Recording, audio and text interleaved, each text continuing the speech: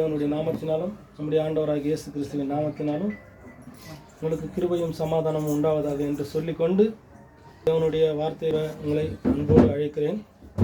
தேவனுடைய பாடத்தின் தலைப்பு தேவனுடைய வார்த்தையை கேட்கிறவர்களாக மட்டுமில்லை, அதன்படி செய்கிறவர்களாகவும் மற்றும் நடக்கிறவர்களாகவும் இருக்க வேண்டும்.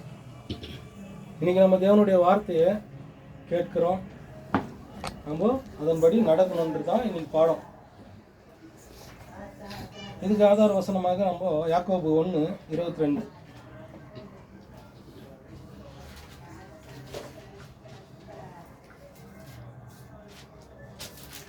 அல்லாமலும் நீங்கள் உங்களை வஞ்சியாதபடிக்கு திருவசனத்தை கேட்கிறவர்களாய் மாத்திரமல்ல அதன்படி செய்கிறவர்களாயும் இருங்கள்.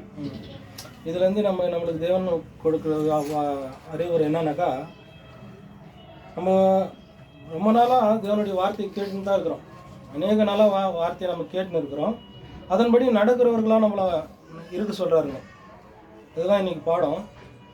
நம்ம திருவசனத்தை கேட்கிறவர்களாய் மாத்திரம் அல்லாமல் அதன்படி செய்கிறவர்களாயும் இருங்கள்னு தேவன் சொல்கிறாருங்க. ஆகையால் பிரியமானவர்களே, நாம் கேட்கிறவர்களாக மட்டும் இல்லாமல் அதன்படி செய்கிறவர்களாகவும் இருக்க வேண்டும். அப்படி செய்தால்தான் நாம் பிரயோஜனம் உள்ளவர்களாக இருக்க முடியும். இப்போ நம்ம தேவனை ஏற்றுக்கொண்டு தேவனுடைய வார்த்தைக்கு நம்ம இயேசு கிறிஸ்துவின் மூலமாக நம்ம அழைக்கப்பட்டு அவர் மூலமாக நம்ம ஞானஸ்தானம் பெற்று தேவனுடைய வார்த்தையை நம்ம கேட்டுன்னு வந்து இருக்கிறோம். தேவன் என்னென்ன சொன்னாரோ இயேசு கிறிஸ்துவின் மூலமாக நம்ம கேட்டுன்னு இருக்கிறோம். அதன்படி நடக்கணும்ன்ட்டு இன்றைக்கி நம்மளுக்கு ஒரு எச்சரிப்பான ஒரு வசனத்தை கொடுத்துருக்குறாருங்க. இயேசு கிறிஸ்து எப்படி அவர் பிறந்ததுலேருந்து அவர் வளர்ந்தார், அவருக்கு கொடுக்கப்பட்ட தேவன் வந்து சொன்ன வேலைகள் எல்லாமே வந்து சொன்னது எல்லாமே கேட்டார். கேட்டுட்டு ஒரு விஷயமும் வந்து கேட்டது எல்லாமே அப்படியே செய்தார் பாருங்க. அதுதான் நம்ம செய்யணும். இப்போ நம்முடைய பிரயோஜனம் என்னன்னாக்கா, கிறிஸ்துவுக்குள்ளான நம்மளுக்கு லாபம், பிரயோஜனம் என்பது லாபம். அந்த லாபம் நம்மளுக்கு என்னன்னாக்கா நித்திய ஜீவன் தான். இவ்வளோ நாளாக நம்ம வந்து வேலை செய்து நிற்கிறோம், தேவனுடைய வேலையை கேட்டுன்னு இருக்கிறோம், தேவனுடைய வார்த்தைக்கு நம்ம கேட்டுன்னு இருக்கிறோம். அதன்படி நடந்தால்தான் நம்ம நித்திய ஜீவனை பெற முடியும். இல்லைனாக்கா அதுக்கு நம்ம தகுதி இல்லாத போயிடுவோம். ஏன்னா இந்த இயேசு கிறிஸ்து எப்படி அவருடைய வார்த்தையை கேட்டு கடைசி வரைக்கும் அவர் அந்த வேலையை அவர் நடந்தார், செய்தாருங்க. செய்து முடித்ததால தான் அவர் இன்றைக்கி தேவனுடைய வலது பாரசத்தில் வீட்டிருக்கிறாருன்னு நம்ம படிச்சுன்னு இருக்கிறோம். அது எப்படி அப்படியே அவர் செய்யலைனாக்கா அது அந்த சான்ஸ் இருந்திருக்காதுங்க. அவர் அந்த ஒரு வாய்ப்பு தேவனுக்கு கொடுத்தாருனாக்கா, இன்றைக்கி அங்கே இருக்கிறாருனாக்கா, அதுதான் இயேசு கிறிஸ்துக்கு கிடைச்ச லாபம். அதேமாரி நம்மளுக்கும் அந்த லாபத்தை நம்ம அடையணும்னாக்கா, முடிஞ்ச அளவுக்கு நம்ம என்ன பண்ணோம்னாக்கா, நம்ம பேசுறது மட்டும் இல்லை, கேட்குறது மட்டும் இல்லை, நம்மளுடைய நடவடிக்கைகள் கூட, நடக்கை கூட, செய்கை கூட அதே மாதிரி இருக்கணும்னு தான் இன்றைக்கி நம்மளுக்கு வார்த்தைகள் கொடுத்துருக்கிறாரு தேவன். ரெண்டாவது ரோமர் 2வது அதிகாரம் 13வது வசனத்தை படிங்க. ரோமர் 2:13. நியாய பிரமாணத்தை கேட்கிறவர்கள் தேவனுக்கு முன்பாக நீதிமான்கள் அல்ல, நியாய பிரமாணத்தின்படி செய்கிறவர்களே நீதிமான்கள் ஆக்கப்படுவார்கள். நியாயப்பிரமாணம்னாக்கா தேவன் கொடுத்த வார்த்தை. அந்த இஸ்ரவேல் ஜனங்களுக்கு வந்து தேவன் வந்து மோசே மூலியமா கொடுத்தாரு. அதான் நியாயப்பிரமாணம். அது தேவன் வந்து கட்டளை. அது எப்படி இருக்கணும், நான் சொல்றதெல்லாம் நீங்க செய்யணும் அப்படின்ட்டு அந்த கட்டளை கொடுத்தாரு. அந்த நியாயப்பிரமாணத்தை பற்றி நியாயப்பிரமாணத்தின் கேட்கிறவர்கள் அன்னைக்கு கேட்டாங்க. இஸ்ரவேல் ஜனங்க எல்லாமே மோசே சொன்னாரு, தேவன் இப்படி சொன்னாரு, இப்படி சொல்றாரு, இப்படி தான் செய்யணும், இப்படி தான் நடக்கணும் அப்படின்னு சொன்னார். அதை வந்து கேட்டாங்க, ஆனால் அதன்படி செய்யலை. அதுதான் இன்னைக்கு நம்மளுக்கு நம்ம கேட்கிறவர்களாக மட்டும் அல்லாமல் நியாயப்பிரமாணத்தின்படி செய்கிறவர்களே நீதிமான்கள் ஆக்கப்படுவார்கள். இன்னைக்கு நம்ம நீதிமான்கள் ஆக்கப்படணும்னாக்கா சேர்ந்தா தான் அவருடைய வார்த்தையை, அவருடைய நம்மளுக்கு சொல்கிற கற்பனைகளை அந்த எல்லாத்தையுமே நம்ம செய்கிறவர்களாக இருந்தால் தான் நம்ம நீதிமான்கள் ஆக்கப்படுவோம். இஸ்ரேல் மக்கள் வந்து தேவனுடைய வார்த்தையை வந்து கேட்டாங்க, அதன்படி நடக்காமல் போனாங்க. அதனால தான் ஒரு சிலர் கேட்டாங்க, அதில் கூட அநேக ஜனங்க இருந்தாங்க. அதில் ஒரு சிலர் கேட்டாங்க தேவனுக்கு முன்பாக அவங்க வந்து நீதிமான்கள் ஆக்கப்பட்டாங்க. அவங்க எல்லாமே நம்மளுக்கு தெரியும். மற்றும் தேவன் கொடுத்த கானான் தேசத்தையும் அடைந்தார்கள்.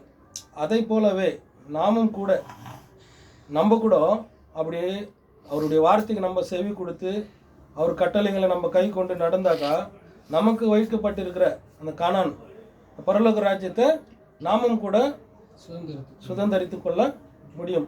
அது எப்படின்னாக்கா அதன்படி நடக்கணும். தேவனுடைய வார்த்தையின்படி நடந்தால் தான் அதை நம்ம சுதந்திரித்து கொள்ள முடியும். அது சாதாரணமாக கொடுக்க முடியாதுங்க. இப்போ எடுத்துக்காட்டாக நம்ம வந்து இஸ்ரேல் ஜனங்கள் தான் நம்ம பார்க்க முடியும்.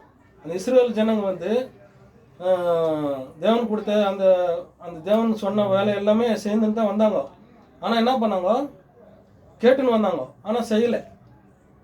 அதனால் என்ன பண்ணாங்க, ஒரு சிலர் ஜனங்க தான் வந்து அந்த கானான் தேசத்தை அடைஞ்சாங்கன்னு பார்த்தோம். நம்ம இப்போ கூட கிறிஸ்துவ பின்பற்றுகிறவர்கள் வந்து அநேக ஜனங்க வந்து இயேசுவை ஏற்றுக்கொண்டு இருக்கிறாங்க.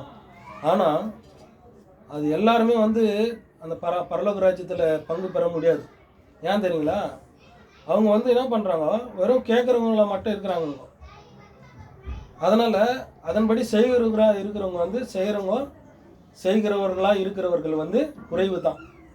அதனால தான் வந்து அந்த அழைக்கப்பட்டவர்கள் அநேகர்கள், தெரிந்து கொள்ளப்பட்டவர்கள் சிலர், உண்மை உள்ளவர்கள் மிகவும் சிலர்னு சொல்லிக்கிறாங்க. நம்ம என்ன பண்ணுறோம், நம்மளுக்கு தெரியுதுங்க, நம்ம அழைக்கப்பட்டவர்கள் வரிசையிலிருந்து தெரிந்து கொள்ளப்பட்டவர்கள் வரிசை வரைக்கும் நம்ம வந்திருக்கிறோங்க. அதை நம்ம ஒத்துக்கணும். ஏன்னா நம்மளுக்கு தெரியும். புரியுதுங்களா? அதனால் உண்மை உள்ளவர்களாக மாறணும். அந்த உண்மை உள்ளவர்களாக மாறும்போது அப்போ என்ன ஆகுதுனாக்கா தேவனுடைய வார்த்தையை வந்து செய்கிறவர்களாக மாறிடுவோம். அதுதான் இன்றைக்கி நம்ம உண்மை உள்ளவர்களாக நம்ம மாறுறதுக்கு நம்ம முயற்சி பண்ணணுங்க. இல்லைனாக்கா இது வந்து இந்த வேலைக்கு நம்ம லாபம் எடுக்காது போயிடுவோம் இல்லைங்களா? ஒரு சாதாரணமாக வேலை செய்யும்போது கூட ஒரு லாபம் இல்லாத நம்ம வேலை செய்தோம்னாக்கா அது பிரயோஜனம் இல்லாத போயிடுது.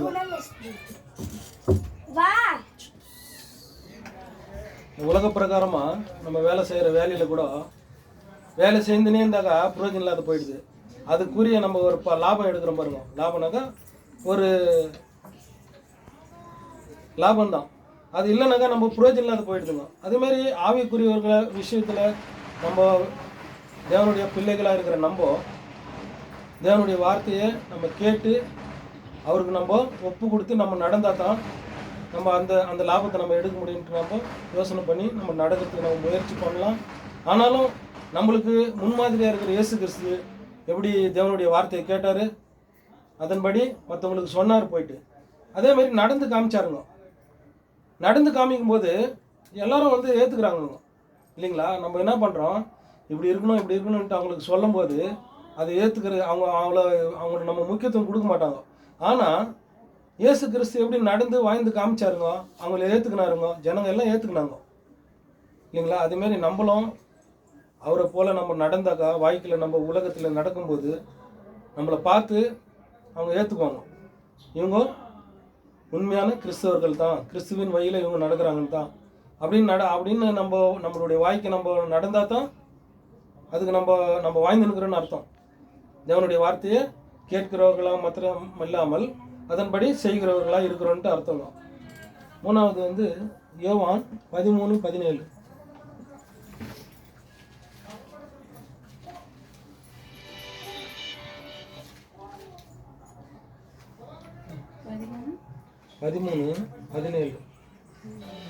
நீங்கள் இவைகளை அறிந்திருக்கிறபடியினால் இவைகளை செய்வீர்களானால் பாக்கியவான்களாய் இருப்பீர்கள். நீங்கள் இவைகளை அறிந்திருக்கிறபடியினால் எவைகளை அப்படின்ட்டு ஒரு கொஸ்டின் சொல்லுங்க. இவைகளை அறிந்திருக்கிறபடியினால் தேவனுடைய வார்த்தையை நம்ம அறிந்திருக்கிறபடியினால் அந்த வார்த்தையின் மூலிமா தேவன் சொல்ல வர விஷயத்தை நம்ம செய்வீர்களானால் பாக்கியவான்கள். செய்தால் மட்டும்தான் பாக்கியவான்கோ. நம்ம அறிந்திருக்கிறத வந்து நம்ம செய்யணும். நம்ம தெரிஞ்சிருக்கிற வேலையை நம்ம செய்யும்போது மட்டும்தான் நம்மளுக்கு வந்து ஒரு ரெஸ்பெக்ட் கிடைக்கும்.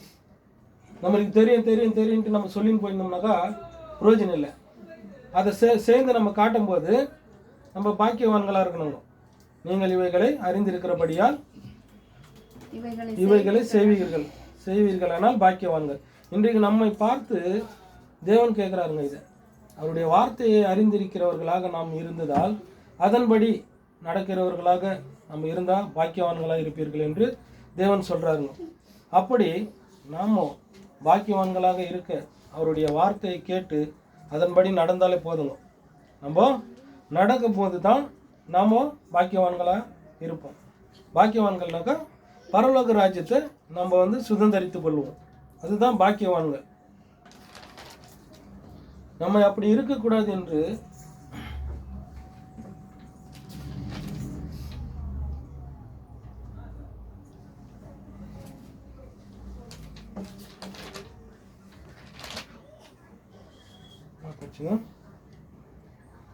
யோவான் 13:15 பரலோக ராஜ்யத்துக்குரியவர்களாக இருக்கும். நம்ம பாக்கியவான்கள்னாக்கா பரலோகத்துக்குரியவர்கள்.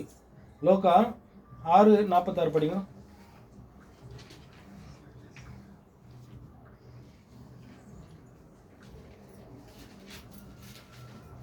லோகா 6:46 என்னை ஆண்டவரே ஆண்டவரே என்று நீங்கள் சொல்லியும் நான் சொல்கிறபடி நீங்கள் செய்யாமற் போகிறது என்ன? இது நம்ம ஆண்டவரேனாக்கா அவர் நம்மளுக்கு முதலாளி, ஒரு முதலாளி ஸ்தானத்தில் இருக்கிறவர், நம்மளுக்கு உயர்வாக இருக்கிறவர், நம்ம உயர்வாக எண்ணுகிறவர். அப்படி இருக்கிறவர் சொல்லும்போது அந்த வார்த்தையை நம்ம செய்யணும். அந்த வார்த்தையின்படி நம்ம செய்யணும். அப்படி செய்யலைனாக்கா செய்யாமல் போகிறது என்னன்றார். புரியுதுங்களா? ஒருத்தர் அநேக விஷயத்தில் தேவனை அவ்வளோ ரொம்ப பிரியமாக இருப்பாங்க. ஆனால் அவர் வார்த்தையை செய்யாத போயிடுவாங்க. வெறும் கேட்பாங்க, சொல்லுவாங்க. ஆனால் அதன்படி நடக்க மாட்டாங்க. அப்படி இருக்கிறீங்களே அப்படின்னா நீங்கள் அப்படி செய்கிறீங்க. தேவன் நம்மை பார்த்து கேட்குறாருங்க, ஆண்டவரே ஆண்டவரே என்று சொல்லியும் அவர் சொல்வதை கேட்டு அதன்படி செய்யாமல் போனால் அப்படி சொல்வது பொய்யாகுது இல்லைங்களா? அவங்க நம்ம சொல்கிற மாதிரிங்க அது பொய் மாரி ஆகிடுது. அப்படி சொல்வது உண்மை என்றால் அவர் சொல்வதை கேட்டு, அவர் சொல்கிறத கேட்டு நம்ம நடக்கும்போது தான் நம்ம அது உண்மையாக இருக்க முடியும். அநேகர் அப்படி தான் இருக்கிறாருங்க.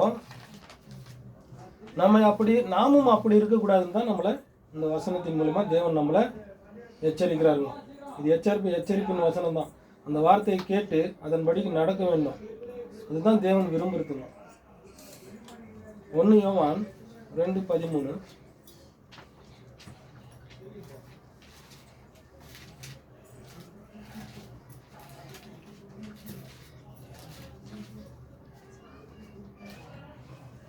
பிதாக்களே, ஆதி முதலாய் இருக்கிறவரை நீங்கிறதினால் உங்களுக்கு எழுதுகிறேன். 1 யோவான் 2:13 பிதாக்களே, ஆதி முதலாய் இருக்கிறவரை நீங்கள் அறிந்திருக்கிறதினால் உங்களுக்கு எழுதுகிறேன். வாலிபரே, பொல்லாங்குகளை நீங்கள் ஜெயித்ததினால் உங்களுக்கு எழுதுகிறேன். பிள்ளைகளே, நீங்கள் பிதாவை அறிந்திருக்கிறதினால் உங்களுக்கு எழுதுகிறேன். இதில் என்ன இருக்குதுனாக்கா மிஸ்டேக்காக இருக்குது எனக்கு தெரியல வசனம். அவருடைய கற்பனைகளை நாம் கை கொள்ளுகிறவர்களானால் அவரை அறிந்திருக்கிறோம் என்பதை அதனால் அறிவோம் அப்படின்னு இருக்குது வசனம். 1 யோவான் 2:13 பார்க்கலாம். அப்புறம் இதில் என்னன்னாக்கா அவருடைய கற்பனை நாம் கை கொள்கிறவர்களானால், அவருடைய வார்த்தையை வார்த்தையின்படி நம்ம நடக்கிறவர்களானால் 2 நாள் அவரை அறிந்திருக்கிறேன் என்று சொல்லியும் அவருடைய கற்பனைகளை கை கொள்ளாதவன் பொய்யனாய் இருக்கிறான், அவனுக்குள் சத்தியம் இல்லை. நம் தேவனுடைய வார்த்தையை கை கொண்டு நடந்தால் தேவனை காட்ட முடியுங்க. இதுதான் நான் ஃபர்ஸ்ட் சொன்னேன் பார்த்தீங்களா? அந்த வார்த்தையின்படி நம்ம நடக்கும்போது மற்றவங்க முன்னாடி நம்ம தேவனை காட்டலாங்க. நம்ம நடக்கும்போது தான் அதை காட்ட முடியும். நம்முடைய நடக்கையை வைத்து மற்றவர்கள் நம்ம அந்த கற்பனைகளை, தேவனுடைய கற்பனைகளை நம்ம கை கொண்டு நடக்கிறோம் அப்படின்ட்டு தெரிஞ்சுக்கிற மாதிரி நம்ம நடக்கணுங்க. அதே போல் இஸ்ரேல் மக்கள் கூட அப்படிதாங்க. அவருடைய கற்பனைகளை வந்து பார்த்து அவங்க சொல்லும்போது கேட்டாங்க. ஆனால் அந்த அந்த கட்டளைகள் மூலிமா அவங்க நடக்கலை, கை கொள்ளலை. அதனால தான் அவங்க என்ன பண்ணாங்க, தவறி போயிட்டாங்க. அதுபோல் நாமும் கூட தவறி போகாதபடி நம்ம அதை அந்த கற்பனைகளை நம்ம கை கொண்டு நடப்பணும். லூக்கா 8:21.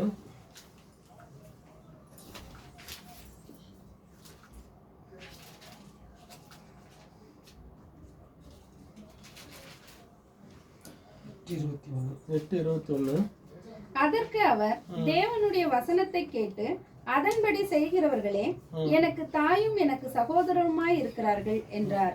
அப்ப இயேசு வந்து தேவாலயத்தில் வந்து தேவனுடைய வார்த்தையை போதிச்சுன்னு இருக்கிறாரு. அப்போ வந்து அவங்க தாயும் வந்து அவங்க சகோதரர்களும் வராங்க அவரை பார்க்கறதுக்கு. அதெல்லாம் தெரியும் நம்மளுக்கு. அப்போ வந்து அவர் என்னன்றாரு வந்து சொல்கிறாங்க ஜனங்க, இதுமாரி உங்கள் அம்மாவும் உங்கள் தம்பி உங்கள் சகோதரர்களும் வந்திருக்கிறாங்க அப்படின்னு சொல்லும்போது என்னன்றாரு,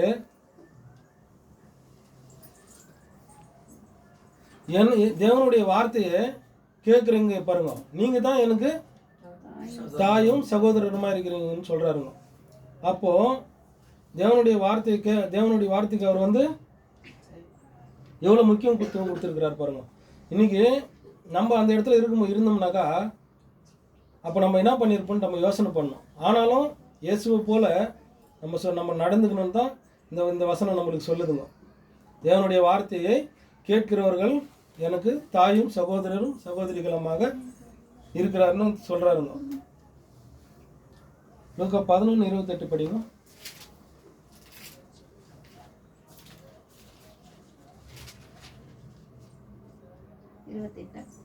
அதற்கு அவர், அப்படியானாலும் தேவனுடைய வார்த்தையை கேட்டு அதை காத்து கொள்ளுகிறவர்களே அதிக பாக்கியவான்கள் என்றார். தேவனுடைய வார்த்தையை கேட்டு அதை காத்து கொள்ளணுங்க. அது வீணா நம்ம விட்டுறக்கூடாதுங்க. இன்னைக்கு வந்து நம்ம கடைசி காலத்தில் இருக்கிறோம் இல்லைங்களா? இவ்வளோ நாளாக நம்மளுக்கு வந்து தேவனுடைய வார்த்தையை நம்ம கேட்டுன்னு வந்தோம். இது வந்து நம்மளுக்கு தெரிஞ்சிடுச்சுங்க. இப்போ நம்ம கடைசி காலத்தில் இருக்கும்போது அந்த தேவனுடைய வார்த்தையை நம்ம அசட்டை பண்ணக்கூடாதுங்க. இன்றைக்கி அநேகர் அசட்டை பண்ணின்னு இருக்கிறாங்க. கேட்குறபடி நடக்கலைன்னா அதை அசட்டை பண்ணுறது தான். நம்ம முடிஞ்ச அளவுக்கு தேவனுடைய வார்த்தையை நம்ம கேட்கணும், கேட்டு அதன்படி நடக்கணுங்க. அவர் என்ன சொல்கிறாருனாக்கா அதை செய்யணும். அதை சேர்ந்தால் தான் நம்மளுக்கு அந்த ஒரு வாய்ப்பை நம்ம அடைய முடியும். இல்லைனாக்கா நம்ம புரோஜனம் இல்லாத ஆகிடுவோங்க. உலகத்தாருக்கே வந்து ஒரு சான்ஸ் இருக்குது இல்லைங்களா? நம்மளுக்கு சான்ஸே கிடையாது. நம்மளுக்கு அந்த சான்ஸ் போயிடுச்சுனாக்கா புரோஜனம் இல்லாத ஆகிவிடும். புரோஜனம்லாம் ஆயிடுச்சுனாக்கா நம்ம இவ்வளோலாம் கஷ்டப்பட்டீங்கன்னா புரோஜனம். நம்ம இவ்வளோ முக்கியத்துவம் கொடுக்குறோம் தேவனுடைய வார்த்தைக்கு. நம்ம கீழ்ப்படிந்து நம்ம நடக்கிறவர்களாக இருக்கிறதால தான் நம்ம வந்து தேவனுடைய வார்த்தைக்கு முக்கியத்துவம் கொடுத்து இங்கே உட்காந்துன்னு இருக்கிறோம். முடிஞ்ச அளவுக்கு நம்ம என்ன பண்ணோம்னாக்கா தேவனுடைய வார்த்தைக்கு நம்ம முக்கியத்துவம் கொடுக்கணும்னா நம்ம நடக்கணும். நடக்கலைனாக்கா அந்த வாய்ப்பு நம்மளுக்கு இல்லை. இயேசு கிறிஸ்துவை போல் அவர் நடந்தார், அந்த வாய்ப்பை பெற்றுக்கொண்டார், அடைஞ்சாருங்க. அவர் கொடுத்த அந்த வாய்ப்பை அடைஞ்சிக்கினார். நம்ம அந்த வாய்ப்பை நம்ம அடையணுன்னாக்கா நம்ம அது நடந்து தான் ஆகணுங்க. இது கட்டாயம் இல்லை. இயேசு கிறிஸ்து நம்மளை அழைக்கும் போது என்ன சொன்னாருங்க, ஒருவன் என்னை பின்பற்றி வர விரும்பினால் அவன் தன்னைத்தானே வெறுத்து தான் சிலுவை சுமந்து வரணுன்ட்டு சொல்லிட்டாருங்க. அப்போ சொல்லிட்டு போய் நம்ம அதை கேட்டு தான் நம்ம வளர்ந்தோம். அப்போ அவர் எப்படி நடந்தாரோ அப்படி நம்ம நடந்து தான் ஆகணும். அவர் எப்படி தேவனுடைய வார்த்தையை கேட்டார், அனுதினமும் தேவன் கூடவே இருந்தார், தேவனுடைய வார்த்தையை கேட்டார், அதன்படி மக்களுக்கு சொன்னார், அதன்படி நடந்து வாழ்ந்து காட்டினாருங்க. அவர் இயேசு கிறிஸ்துவை பின்பற்றுகிற நம்மளும் அதுமாரி நடந்து அவர் சொன்னபடி நம்ம நடந்து காமிச்சா தான் அவருக்கு கொடுத்த பலன் கொடுத்தாரு எங்களுக்கு தேவனு. அதே மாதிரி நம்மளுக்கும் கொடுப்பாருங்க. அது நடக்கலைனாக்கா அந்த சான்ஸ் இல்லை நம்மளுக்கு. அதனால் முடிஞ்ச அளவுக்கு நம்ம என்ன பண்ணோம், நம்ம நடக்கிறதுக்கு நம்ம முயற்சி பண்ணணும். முயற்சி பண்ணால் முடியாத விஷயம் எதுவுமே இல்லை. ஒரு சாதாரணமாக உலக பிரகாரமாகவே நம்ம ஒரு சின்ன ஒரு விஷயம் சொல்கிறோம் பாருங்க. எதனா ஒரு வேலையை செய்யும்போது நம்மளுக்கு முடியாத மாரி தோணும். அதை நம்ம அனுதினமும் நம்ம முயற்சி பண்ணினே இருந்தோம்னு வச்சுக்கோங்க, அதை நம்ம செய்வோம். அதை புரியுதுங்களா? அதேமாரி நம்ம கூட இந்த விஷயத்தில் தேவனுடைய விஷயத்தில் கூட அப்படி தான். நீங்கள் அநேக சகோதரர்கள் என்ன பண்ணுறாங்க, அவ்வளோ தேவனுடைய வார்த்தைக்கு கீழ்ப்படிந்து நடக்கிறாங்க, பேசுகிறாங்க, தேவனுடைய வார்த்தை மற்றவங்களுக்கு சொல்கிறாங்க, அதன்படி நடக்கிறாங்க. நான் பார்த்துன்னு இருக்கிறேன். அது எப்படி நடக்கிறாங்கனாக்கா, தேவனுடைய வார்த்தைக்கு அவ்வளோ முக்கியத்துவம் கொடுக்குறாங்க. அனுதினமும் தேவனுடைய வார்த்தைக்குள்ள நம்ம முக்கியத்துவம் கொடுக்கும்போது இந்த உலக பிரகாரமான காரியங்கள் வந்து குறைஞ்சு போகும். நம்ம என்ன பண்ணுறோன்னாக்கா, உலக பிரகாரமான காரியத்துக்கு முக்கியத்துவம் கொடுக்குற ஒரு சூழ்நிலையில் இருக்கிறவங்க. நம்ம முக்கியத்துவம் கொடுக்கல, ஆனால் அந்த சூழ்நிலை அதுமாரி நம்மளை மாற்றுது. ஆனாலும் நம்ம தேவனுடைய பிள்ளைகள்னு இருக்கும்போது உலக பிரகாரமான காரியங்கள் வந்து குறைவாக தான் இருக்கணும். ஆனால் தேவனுடைய வார்த்தைக்கு வந்து நம்ம முக்கியத்துவம் கொடுக்கும்போது நம்ம நடப்போம். அதுமாரி புரியுதுங்களா? முக்கியத்துவம் கொடுக்கும்போது நம்ம நடக்கிறதுக்கு நம்ம 100% நடப்போங்க. ஏன்னா இயேசு கிறிஸ்து எப்படி இப்போ நம்ம சொல்கிறோம் அவர் தேவனுடைய குமாரன்னு, அவர் அப்படின்னு அதனால தான் அவர் நடந்தாருன்னு நம்ம சொல்லுவோன்ட்டு கேள்வி கேட்பன்ட்டு தான் அவர் என்ன பண்ணார், மனுஷ ரூபமாக வந்து நம்மளை மாரியே வந்து பிறந்து நம்மளை மாரியே வளர்ந்தாரு. நம்மளுக்கு பட்ட கஷ்டங்கள்லாம் அவரும் அனுபவிச்சார். ஆனாலும் தேவன் சொன்ன வார்த்தையின்படி நடந்து காமிச்சார். அதனால் நம்மளும் வந்து நடக்க முடியும். அப்போஸ்தலர் பவுல் கூட அநேக உபத்திரவங்கள் வந்துச்சு, அவரும் வந்து சாதாரணமாக இருந்தார். இப்போ அநேகர் இன்னைக்கு ஊழியம் பண்ணுறவங்கன்னா என்ன பண்ணுறாங்கனாக்கா, போயிட்டு வேலை செய்து சாப்பிட்றதில்ல. அன்னைக்கு நம்ம பைபிளில் பார்க்கும்போது பவுல் வந்து ஊழியம் பண்ணிக்கிறாரு, அவரே போயிட்டு கஷ்டப்பட்டு வேலை செஞ்சு சாப்பிட்டுக்கிறாரு. ஏன்னா மற்றவங்களுக்கு தொந்தரவு கொடுக்கக்கூடாதுன்ட்டு அதுமாரி அவரே கஷ்டப்பட்டு சாப்பிட்டுக்கிறாருங்க. அதுமாரி நம்ம கூட இன்றைக்கி என்ன பண்ணுறோம், தேவனுடைய வார்த்தை கேட்கும்போது உலக பிரகாரமான வேலைங்கெல்லாம் கூட போகிறோங்க. வேலைக்கு போனாலும் அவரை மாரி நம்ம சொல்கிற மாரி நம்ம வாழ்ந்து காட்டணும். அவர் என்னன்னாரு, எனக்கு கொடுத்த ஓட்டத்தை முடித்தேன் அப்படின்னு வருது. நல்ல போராட்டத்தை போராடினேன், ஓட்டத்தை முடித்தேன், விசுவாசத்தை காத்துக்கொண்டேன், இது முதல் எனக்கு நீதியின் கிரீடம் எனக்காக வைக்கப்பட்டுள்ளது, எனக்கு மாத்திரமல்ல அப்படின்னு சொல்றாரு. பார்த்தீங்களா? அவரே சொல்றாரு பாருங்க. அதுமாரி நம்ம சொல்லணும். இன்னைக்கு உலக மக்கள் வந்து நம்ம வந்து யாருக்கும் தெரியாத நல்ல மாதிரி வாழ்ந்து நிற்கலாம். புரியுதுங்களா? தேவனுடைய பிள்ளைங்க மாதிரி வாழ்ந்து நிற்கலாம். ஆனால் நம்மளுக்கு தான் தெரியும் நம்ம எப்படி இருக்கிறோம், நம்ம எப்படி வாழ்ந்து நிற்கிறோம், எப்படி தேவனுடைய சத்தியத்தில் வளர்ந்து நிற்கிறோம் அப்படின்னு தெரியும். நம்ம தான் சொல்லணும். அவர் சொன்ன மாதிரி நம்மளும் சொல்கிற அளவுக்கு நம்ம இந்த தேவனுடைய வார்த்தையை கேட்டு அதன்படி நடக்கணுங்க. அப்போ தான் நம்ம சொல்கிற அளவுக்கு நம்ம முடியும். அதுக்கா படிச்சுடுங்க. அது மத்தேயு 7:21.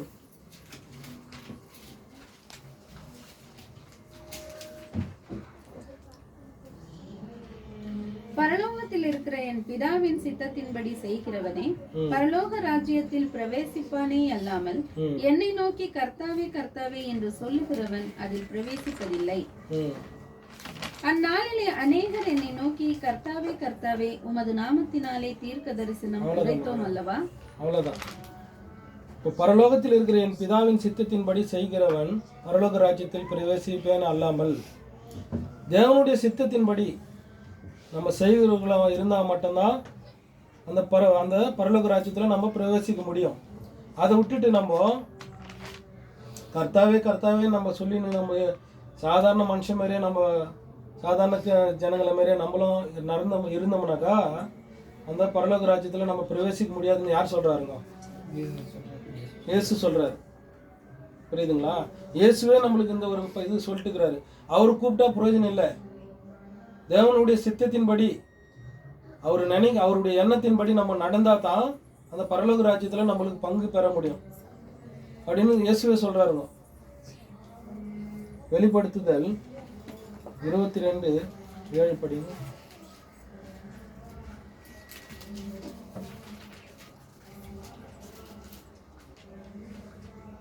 இதோ சீக்கிரமாய் வருகிறேன், இந்த புஸ்தகத்தில் உள்ள தீர்க்க தரிசன வசனங்களை கை கொள்ளுகிறவன் பாக்கியவான் என்றார். அவ்வளவுதான். இயேசு சொல்றாரு தானே? இயேசு சொல்றாரு, இதோ சீக்கிரமாய் வருகிறேன், இந்த புஸ்தகத்தில் உள்ள தீர்க்க தரிசன வசனங்களை கை கொள்ளுகிறவன் பாக்கியவான். தேவனுடைய வார்த்தை தாங்க. தீர்க்க தரிசனம் வந்து அன்னைக்கு எல்லாருக்கும் சொன்னாங்க பாருங்க. தீர்க்க தரிசனம் சொன்னாங்க இல்லைங்களா? அது எல்லாமே தேவனுடைய வார்த்தை தான். அந்த வார்த்தையை கை கொண்டு படிமா. இதோ சீக்கிரமாய் வருகிறேன், இந்த புஸ்தகத்தில் உள்ள தீர்க்க தரிசன வசனங்களை கை கொள்ளுகிறவன் பாக்கியவான் என்றார். அன்னைக்கு அவ்வளோ தீர்க்க தரிசனம் வந்து தேவனுடைய வார்த்தையை சொன்னாங்க பாருங்க. அவங்களாம் பாக்கியவான்களா இருந்தாங்க. ஏன்னா ஒருத்தர் மூலியமா தேவனுடைய வார்த்தை அவங்களுக்கு தேவை, எதிர்க்கிறவங்களுக்கு அவங்களுக்கு தகுந்த மாதிரி இருக்குதுனாக்கா அதை சொல்லும்போது அவங்களுக்கு அது வந்து சந்தோஷமாகுது. இப்படி தேவன் சொல்கிறாரு, உங்களுக்கு இப்படி நடக்கும், இப்படி உஷாராக இருங்க, இந்த ஆபத்துலேருந்து நீங்கள் காத்துக்கொள்ளுங்க அப்படின்னு ஒரு தீர்க்க தரிசன வசனங்க சொல்லும்போது அவங்க சந்தோஷப்படுறாங்க. அவங்களாம் வந்து பாக்கியவானாக இருந்தாங்க. அது வந்து தீர்க்க தரிசன வசனங்கள் என்றால் வந்து தேவன் வெளிப்படுத்தினது தாங்க. அந்த வார்த்தையை அதை கை கொண்டு அநேக தீர்க்க தரிசிகள் பாக்கியவானுங்க ஆனாருங்க. அதை நாம் கை கொண்டு அநேக ஜனங்களுக்கு முன்பாக நம்மளும் பாக்கியவான்கள் ஆகணுங்க. அதை கை கொண்டா மாத்திரம்தான், தேவனுடைய வார்த்தையை நம்ம கை கொண்டு அதன்படி நடந்தால் தான் நம்ம பாக்கியவான்கள் ஆக முடியும். பிலிப்பியர் 4வது அதிகாரம் 8-9. பிலிப்பியர் 4:8-9. கடைசியாக சகோதரரே, உண்மை உள்ளவைகள் எவைகளோ, ஒழுக்கம் உள்ளவைகள் எவைகளோ, நீதி உள்ளவைகள் எவைகளோ, கற்புள்ளவைகள் எவைகளோ, அன்புள்ளவைகள் எவைகளோ, நற்கீர்த்தி உள்ளவைகள் எவைகளோ, புண்ணியம் எதுவோ, புகழ் எதுவோ, அவைகளையே சிந்தித்துக் கொண்டிருங்கள். நீங்கள் என்னிடத்தில் கற்றும் அடைந்தும் கேட்டும் கண்டும் இருக்கிறவைகள் எவைகளோ அவைகளையே செய்யுங்கள். அப்பொழுது சமாதானத்தின் தேவன் உங்களோடு இருப்பார். இப்போ வந்து தேவனுடைய வார்த்தையை நம்ம கேட்டு அதன்படி நடந்தா தான் நம்ம இது மாதிரி வாழ முடியுங்க. உண்மை உள்ளவர்களாக நம்ம வாழணும்னாக்கா தேவனுடைய வார்த்தையை கேட்டு அதன்படி நடந்தா தான் உண்மை உள்ளவர்களாக நம்ம வாழ முடியும். ஒழுக்கம் உள்ளவர்களாக வாழ முடியும். நீதி உள்ளவர்களாக வாழ முடியும். அன்புள்ளவர்களாக வாழ முடியும். கற்புள்ளவைகளாக வாழ முடியும். நற்கீர்த்தி உள்ளவர்களாக நம்ம வாழ முடியும். இப்படி வாழும்போது தான் என்ன பண்ணுறாருங்க, இதை கேட்டுனே இருந்தால் வாழ முடியாதுங்க. தேவனுடைய வார்த்தையை கேட்டுன்னு இருந்தால் வாழ முடியாது. அதன்படி நடந்தால் தான் உண்மை உள்ளவர்களாக வாழ முடியும். நம்ம உண்மை உள்ளவர்களாக வாழ முடியும்னாக்கா, ஒழுக்கம் உள்ளவர்களாக வாழ முடியும்னாக்கா, நம்ம தேவனுடைய வார்த்தையின்படி நடக்கிறவர்களாக மட்டும் இருந்தால் மட்டும்தான் இந்த ஒரு வரிசையில் நம்ம வாழ முடியும். இப்படி வாழும்போது தான் நீங்கள் என்னிடத்தில் கற்றும் அடைந்தும் கேட்டும் கண்டும் இருக்கிறவை படிங்க. அது நீங்கள் என்னிடத்தில் கற்றும் அடைந்தும் கேட்டும் கண்டும் இருக்கிறவைகள் எவைகளோ அவைகளையே செய்யுங்கள். அப்பொழுது சமாதானத்தின் தேவன் உங்களோடு இருப்பார். மேல இருக்கிற மாதிரி நம்ம நடந்து நம்ம செய்தா தான் தேவன் வந்து நம்ம கூட இருப்பாருன்னு சொல்றாருங்க. புரியுதுங்களா? இந்த வரிசையா இருக்குது பாருங்க. ஒரு 10 எத்தனை பாயிண்ட் இருக்குதுங்க? ஒரு 5-6 பாயிண்ட் இருக்குது. இதன்படி நம்ம நடந்தா தான் நம்மளுடைய தேவன் வந்து நம்ம கூட இருப்பாருன்றாருங்க. இல்லைனாக்கா இருக்க மாட்டாருங்க. தேவன் வந்து இவ்வளோ வருஷமா நம்ம அந்த வேலையை அந்த தேவனுடைய வார்த்தையை கேட்டு நம்ம நடக்கும்போது தேவன் நம்ம கூட இருந்தா தான் அதுக்கு புரோஜனம் இருக்குங்க. இல்லைனாக்கா அவர் நம்ம கூட இருக்க மாட்டார். தேவன் நம்ம கூட இருக்கணும்னாக்கா இந்த வரிசை பிரகாரமாக நம்ம வாழ்ந்து காட்டணும். அந்த 9 விஷயத்தில் நம்ம வாழ்ந்து காட்டும் போது தான் தேவன் நம்ம கூட இருப்பார்னு சொல்கிறாருங்க. அவர் சொன்ன வாக்கு வந்து மாறாதவர். தேவன் சொன்ன வார்த்தையும் வாக்கு மாறாதவர். அதனால நம்ம என்ன பண்ணோம், அவர் சொன்னபடி நம்ம நடக்கணும். நடந்தாக்கா தேவன் வந்து நம்ம கூட இருப்பார்.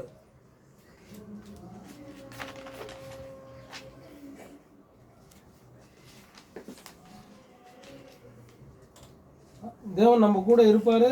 நம்ம அவர் நம்மளுக்கு வச்சிருக்கிற அந்த ராஜ்யத்தில் நம்மளை வந்து கண்டிப்பாக வந்து நம்மளை பங்கு பெற செய்வாருங்க. ஏன்னாக்கா இப்போ நம்மளே ஒரு உலக பிரகாரமாக நம்ம பிள்ளைங்க நம்மளுடைய சொல்படி கேட்டு நடக்கும்போது இப்போ நம்மளுக்கு ஒரு சந்தோஷம் வரணும்.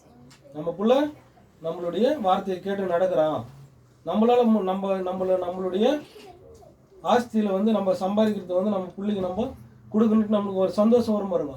அதேமாரி தேவனுக்கும் வந்து அந்த சந்தோஷம் வருங்க.